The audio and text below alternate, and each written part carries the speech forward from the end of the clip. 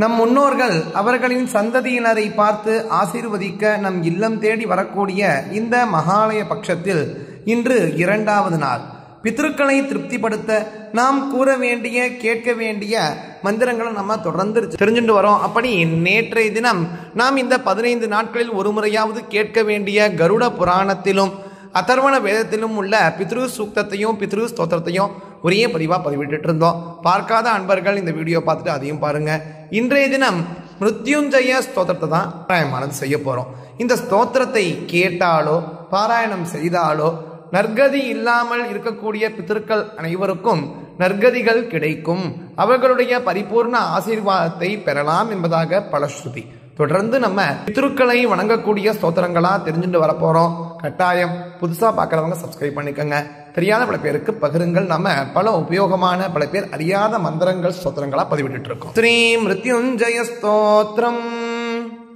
நந்திகேஸ்வரம் வாச்ச கைலாசஸ்யோத்தரே ஸ்ருங்கே சுத்த ஸ்பட்டிக சந்நிபே तमो गुण विहीने तु जरा मृत्यु विवर्जिते सर्वतीर्थास्पदाधारे सर्वज्ञानकृतालये कृताञ्जलिपुटो ब्रह्मा ध्यानासीनं सदाशिवम् पप्रच्छ प्रणतो भूत्वा जानुभ्यामवनिं गतः सर्वार्थसम्पदाधारो ब्रह्मा लोकपितामहः ब्रह्मोवाच केनोपायेन देवेश चिरायुर्लोमशो भवेत् तन्मे ब्रूहि मगेशान लोकानां हितकाम्यया.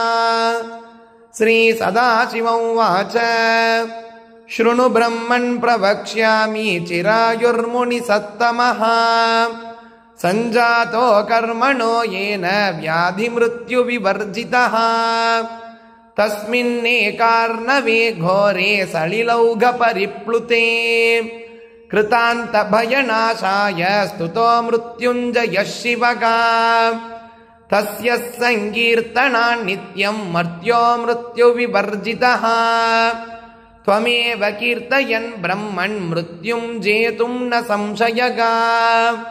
लोमश उवाच देवादिदेव देवेश सर्वप्राणभृतां वर प्राणिनामपि नातस्त्वं मृत्युञ्जय नमोऽस्तु ते देहिनां जीवभूतोऽसि जीवो जीवस्य कारणम् जगदां रक्षकस्त्वं वै मृत्युञ्जय नमोऽस्तु ते हेमाद्रिशिखराकार सुधावीचि मनोगर पुण्डरीकपरं ज्योतिः मृत्युञ्जय नमोऽस्तु ते ध्यानाधार मगाज्ञान सर्वज्ञानैककारण परित्रातासि लोकानां मृत्युञ्जय नमोऽस्तु ते निगतायेन कालेन सदेवासुरमानुषाग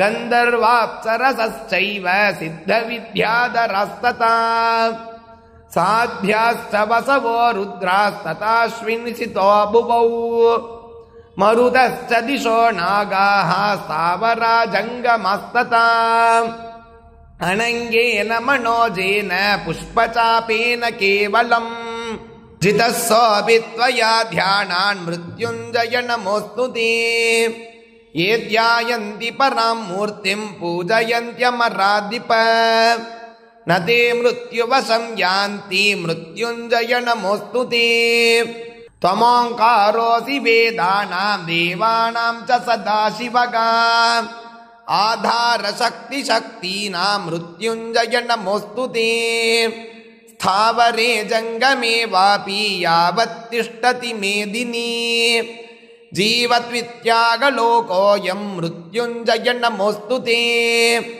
सोमसूर्याग्निमध्यस्थ व्योमव्यापिन् सदाशिवः कालत्रयमगाकाल मृत्युञ्जय नमोऽस्तु ते प्रबुद्धे च प्रबुद्धे च त्वमेव सृजसे जगत् सृष्टिरूपेण देवेश मृत्युञ्जय नमोऽस्तु ते व्योम्नि त्वं व्योमरूपोऽसि तेजः सर्वत्र तेजसी प्राणिनां ज्ञानरूपोऽसि मृत्युञ्जय नमोऽस्तु ते। जगज्जीव जगत्प्राणगा स्रष्टा त्वं जगतः प्रभुः कारणं सर्वतीर्थानां मृत्युञ्जय नमोऽस्तु ते। नेता त्वमिन्द्रियाणां च सर्वज्ञानप्रबोधकः सांख्ययोगश्च अंसश्च मृत्युञ्जय नमोऽस्तु ते।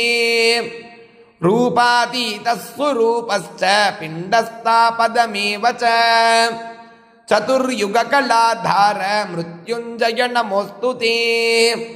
रेचके वह्निरूपोऽसि सोमरूपोऽसि पूरके कुम्भके शिवरूपोऽसि मृत्युञ्जय नमोऽस्तु ते। क्षयं करोसि पापानां पुण्यानामपि वर्धसम् हेतुस्त्वं श्रेयसां नित्यं मृत्युञ्जय नमोऽस्तु ते। सर्वमायाकलातीत सर्वेन्द्रियपरावर सर्वेन्द्रियकलाधीश मृत्युञ्जय नमोऽस्तु ते। रूपं गन्धरसस्पर्शगा शब्दः संस्कार एव च त्वत्तः प्रकाशयेतेषां मृत्युञ्जय नमोऽस्तु ते। चतुर्विधानां सृष्टीनां हेतुस्त्वं कारणेश्वर भावाभावपरिच्छिन्न मृत्युञ्जय नमोऽस्तु ते। त्वमेको निष्कलो लोके सकलं भुवनत्रयम् अतिसूक्ष्मादिरूपस्त्वं मृत्युञ्जय नमोऽस्तु ते। त्वं प्रबोधस्त्वमाधारस्त्वद्बीजं भुवनत्रयम् सत्त्वं रजस्तमस्त्वं ये मृत्युञ्जय नमोऽस्तु ते। त्वं सोमस्त्वं दिनेशश्च त्वमात्मा प्रकृतिः परगा अष्टत्रिंशत्कलानाथ मृत्युञ्जय नमोऽस्तु ते। सर्वेन्द्रियाणामाधारः सर्वभूतगणाश्रयगा सर्वज्ञानमयानन्त मृत्युञ्जय नमोऽस्तु ते। त्वमात्मा सर्वभूतानां गुणानां त्वमधीश्वरगा सर्वानन्दमयाधार मृत्युञ्जय नमोऽस्तु ते। त्वं यज्ञः सर्वयज्ञानां त्वं बुद्धिर्बोधलक्षणा शब्दब्रह्मत्वमोङ्कारो मृत्युञ्जय नमोऽस्तु ते। श्रीसदाशिव उवाच एवं संकीर्तयेत्यस्तु शुचिस्तद्गतमानसगा भक्त्या शृणोति यो ब्रह्मन् न स मृत्युवशो भवेत् न च मृत्युभयं तस्य प्राप्तकालं च लङ्घयेत् अपमृत्युभयं तस्य प्रणश्यति न संशयगा व्याधयो नोपपद्यन्ते नोपसर्गभयं भवेत् प्रत्यासन्नान्तरे काले शतैकावर्तने कृते मृत्युर्न जायते तस्य रोगान्मुञ्चति निश्चितो पञ्चम्यं वा दशम्यं वा पौर्णमास्यामतापि वा शतमावर्तयेत्यस्तु शतवर्षं स जीवति तेजस्वी बलसम्पन्नो लभते श्रियमुत्तमाम् त्रिविधं नाशयेत् पापं मनोवाक्काय संभवम्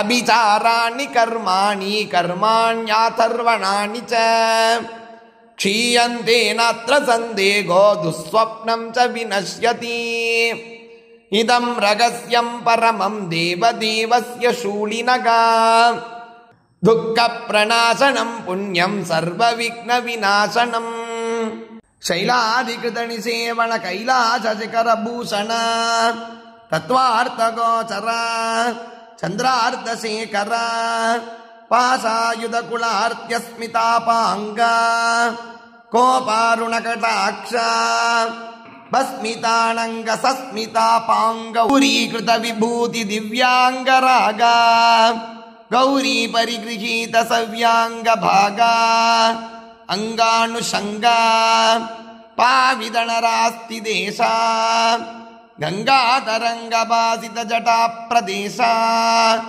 वंदनाभिरता कंडला स्यंदनायुत भूमंडला आश्रित दास तापस कदंबा चक्रीकृतार्कशीतकर बिंबा ಆದೃತ ಪುರಾಣವೇ ದಂಡ ಸ್ವೀಕೃತ ಸುಮೇರುಕೋ ದಂಡ ಕರ್ವೀಕೃತಾಸುರ ಮದನಾನುಪೂರ್ವಿ ವಿಕಾಸ ದರ್ವೀಕರೇಶ್ವರ ಗೃಹೀತ ಮೌರ್ವಿ ವಿಲಾಸ ವೀಣಾ ಮುನೀಂದ್ರ ಖ್ಯಾಪಿತ ಗರಿಮ ಪೌರುಷ ಬಾಣಾಧಿಕಾರ ಸ್ಥಾಪಿತ ಪರಮ ಪುರುಷ ಅನಿಲಾಸನ ವಿಹಿತ ಪೈಪತ್ಯ ಕಮಲಾಸನ ವಿಹಿತ ಸಾರಥ್ಯ ವಿಶ್ವಾದಿಕತ್ತ ಪರಿಕಳಿತೋಪಲಂಭ ಅಶ್ವಾಯಿತಾದ್ಯವಚೋ ಗುಂಬ ಕುಂದಸ್ಮಯಗರ ಕಾಂತಿ ಪ್ರಕರ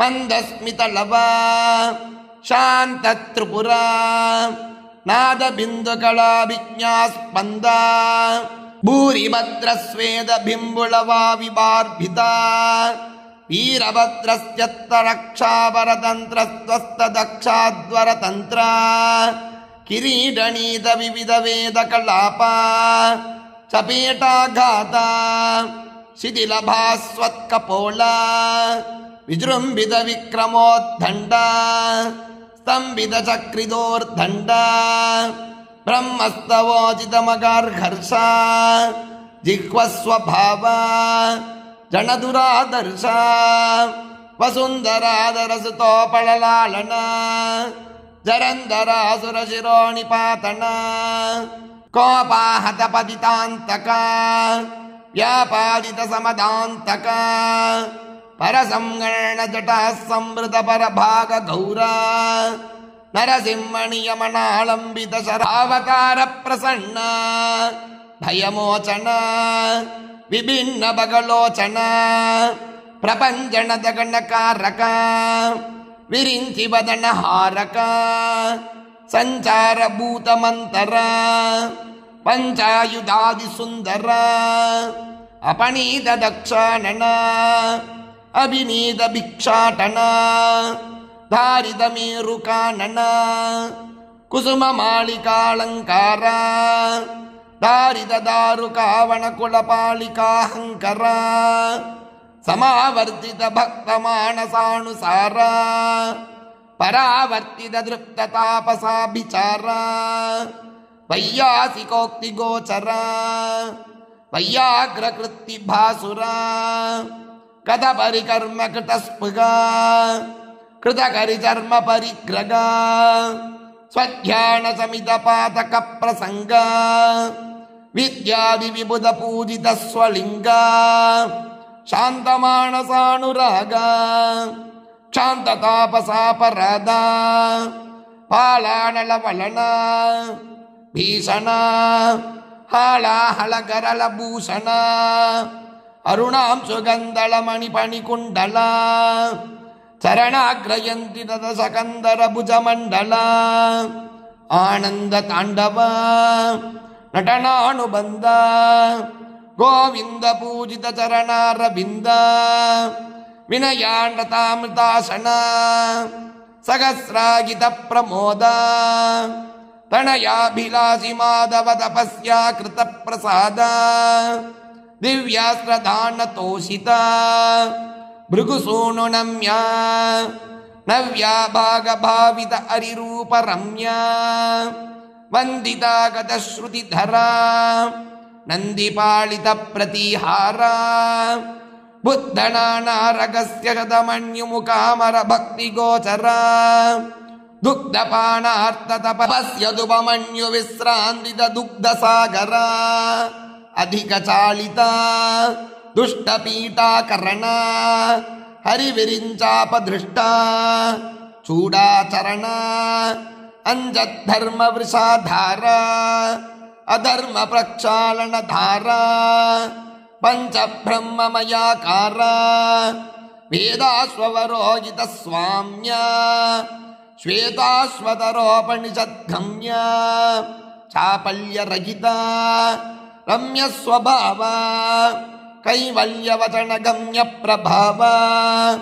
ಅಕರ್ವಮಕಾದಿರಾಜ್ಯ ಪ್ರತಾಪ ಅದರ್ವಚಿಕಾಣುವಾದ್ಯ ಸ್ವರೂಪ ಅಗರ್ವಣರಸ್ತುತಿ ಮುದಿತ ಅದರ್ವವರಸ್ತುತಿ ವಿದಿತ ನಾದಾಂತ ವಿಭಾವನೀಯ ಪ್ರಣತಾರ್ತಿಕರ ಪ್ರಣವಾರ್ಥಸಾರ ಮುಗ್ಧಲಾವಣ್ಯಾಧಾರ ಶುದ್ಧ ಚೈತನ್ಯಾಕಾರ ಆಶೀವಿಷಧಾರಕ ಕಾಶೀಪುರ ನಾಯಕ ಹೃದಬ್ಜುಜ ಕೃತ ವಿಳಾಸ ಚಿದಂಬರ ಕೃತ ನಿವಾಸ ಆಕರ್ಣ ಚಲಿತಾಪಾಂಗ ಗೋಕರ್ಣ ರಚಿತಾನಂಗ ಘೋರಾಸುರಪುರ ಧೂಮಕೇತು ಸ್ಮಿತ ವಾರಾಕರಗತ ರಾಮ ಸೇತು ಸ್ಥಿತ ರಕ್ಷಣ ಲೀಲಾ ವಿಲಾಸ ದಕ್ಷಿಣ ಕೈಲಾಸ ವಾಸ ಆತಾಮ್ರಲೋಳನಯನ ಏಕಾಮ್ರ ಮೂಲ ಭವನ ಆಬೀಲ ವಿದು ಸೇವನ ಶ್ರೀಶೈಲ ಶಿಖರ ಪಾವನ ದ್ರಾಕ್ಷ ಮಧುರ ವಾಗ್ಭುಂಬ ರುದ್ರಾಕ್ಷ ರುಚಿರದೋರ್ಧಂಬ ಕಾಳಕಂಠ ರುಚಿ ಕಟಿತ ಲಾವಣ್ಯ ನೀಲಕಂಠ ಮುಖಿ ನಿಗಿತ ಕಾರುಣ್ಯ ಸೇವಾ ಪರತಂತ್ರ ಪಾಲಕ ಶೈವಾಗಮ ತಂತ್ರ ಕಾರಕ ಸರ್ಗಸ್ಥಿತಿ ಸಂಗೃತಿ ಸ್ತ್ರಯಸ್ತೇಯ ಗರ್ಭಶ್ರುತಿ ಯಂತ್ರಿತ ಗಾಯತ್ಯನುಸಂಧೇಯ ಅಧ್ಯಾದಿತ ವರಣಿ ಕುಂಚಕೃಗಮಿಗಾರ್ಯ ಅಧ್ಯಾಪಿತ ಅರಿವಿರಿಂಚಿ ಮುಖ ಶಿವಾಚಾರ್ಯ ಅರ್ಚಿತಾನಂದ ವಿಗಾರ ಸಚ್ಚಿತಾನಂದ ಶರೀರ ವಿಜಯೀ ಭವ ವಿಜಯೀ ಭವ ದೃಷ್ಟ್ವಾ ಕೌಸ್ತುಭಮಪ್ಸರೋ ಗಣಮಪಿ ಪ್ರಕ್ರಾಂತವಾದಾಮಿತೋ ಗೀರ್ವಾಣ್ಯಾ ಕದಿವಾ ನ ಸಂತಿ ಭುವನೆ ಭಾರಾದಿವಃ ಕೇವಲಂ ನಿಷ್ಕ್ರಾಂತೆ ಕರಳೆ ಧೃತೆ ಸುರಗಣೆ ನಿಶ್ಚೇಷ್ಟಿತೆ ವಿಷ್ಟಪೇ ಮಾ ಭೈಷ್ಟೇತಿ ಗಿರಾ ವಿರಾ ಸಧ್ರಿಯೋ தேவஸ்தமேவஸ்து மகா. ரொம்ப அற்புதமானது. மகாலயத்தில் கேட்பது என்பதே மகாபாகியம். கட்டாயம் தேவையான பேருக்கு பகிருங்கள், அவர்களும் பயனட்டும் கூறி நாளைக்கு நோய் போட்டு சந்திக்கலாம். ஜெய ஜெயசங்கர, ஹர ஹர சங்கர, மகாபிரிவா போற்றி.